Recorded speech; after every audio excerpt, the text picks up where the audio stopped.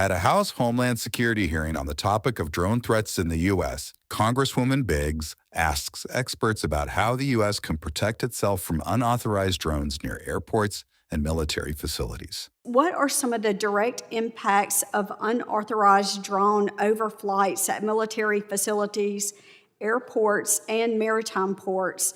And specifically for airports and maritime ports, could you explain the cascading effects that such incidents could or may have regionally or even nationwide?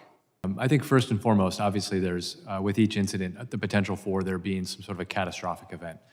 Thankfully, as mentioned, we haven't seen that in the United States as yet, but we have seen it overseas as the topic of this overall hearing, how drone warfare abroad is changing the situation at home.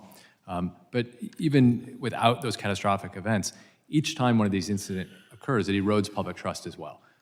It also damages the public perception around the positive utility of drones. AUVSI, we represent companies that focus on the defense against drones, but we also represent dozens of drone operators that are doing life-saving critical missions every day, whether it's for public safety or package delivery or other really important things for our economy and public safety.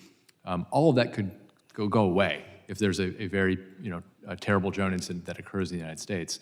And again, as we've talked about today, this is no longer a technology problem. The technology is in place. These three companies, as well as others, all have the ability to offer the protection to all the different sites that you listed.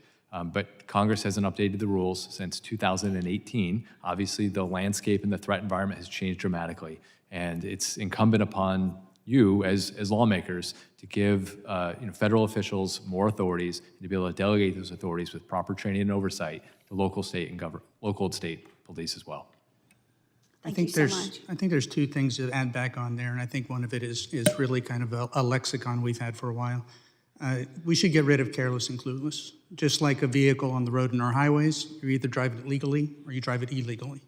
And the enforcement aspect of that needs to be understood. I think also when we say counter-drone or counter-UAS, I think sometimes that's a misnomer. Again, these systems provide air domain awareness. They are a safety tool. More than anything else, they provide safety to the general public, to any of the events that we have. The security element is there in mitigation, which is also necessary. For more Congress clips, stay right here, and thanks for watching.